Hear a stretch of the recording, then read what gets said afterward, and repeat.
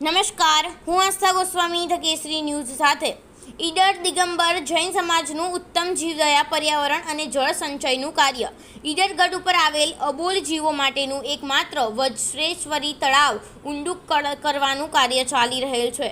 વજ્રેશ્વરી તળાવ ઈડર ગઢને ગત વર્ષે ઈડર દિગંબર જૈન સમાજે આશરે 700 ટ્રેક્ટર માટી બહાર કાઢી હતી અને ચાલુ વર્ષે બીજા 1000 ટ્રેક્ટર માટી બહાર કાઢવાનું કામ અત્યારે ચાલુ છે। આ તળાવ ઊંડું થવાથી ઈડર ગઢ ઉપર વસતા અબોલ જીવોને પાણીની ખૂબ જ રાહત થશે। આ કાર્યમાં ડૉક્ટર બિનિતભાઈ દોશી, નિકેશભાઈ સંખેસરા, ડૉક્ટર જીગરભાઈ દોશી, મહાવીરભાઈ દોશી, ચિરાગભાઈ ગાંધી, ધર્મેન્દ્રભાઈ દોશી તેમજ જૈન સમાજના યુવાનો ખૂબ જ જહેમત ઉઠાવી રહેલ છે।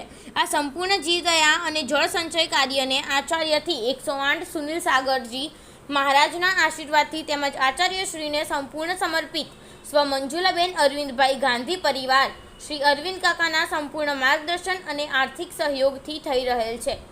આવનાર વર્ષા ઋતુમાં વજ્રેશ્વરી તળાવની કિનારે તેમજ જૈન જિનાલયની આસપાસ ખૂબ જ મોટી સંખ્યામાં વૃક્ષો વાવી અને ઉછેર કરવાનું ઈડર દિગંબર જૈન સમાજે નક્કી કરેલ છે। રિપોર્ટર દુર્ગેશ જયસ્વાલ, સાબરકાંઠા દ્વારા।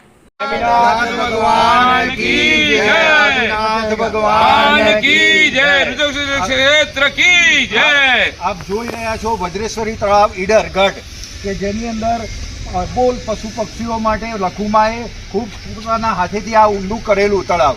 આ અગાઉ ગયા વર્ષે ઈડર દિગંબર જૈન સમાજે લગભગ 700 ટ્રેક્ટર આમાંથી માટી બહાર કાઢી હતી અને એમાં સરસ રીતે અત્યારે બી થોડું પાણી ભરાયેલું છે। ચાલુ વર્ષે 1000 ટ્રેક્ટર કાઢવાનું કામ ચાલુ છે।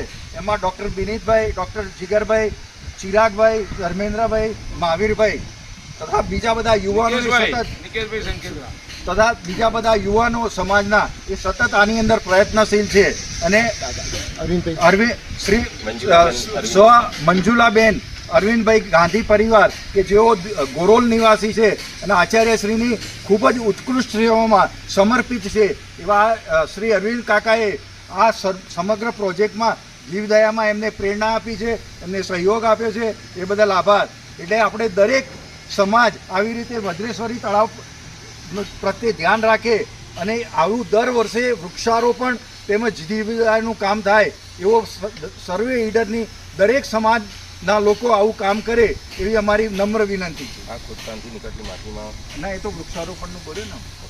ચાલો।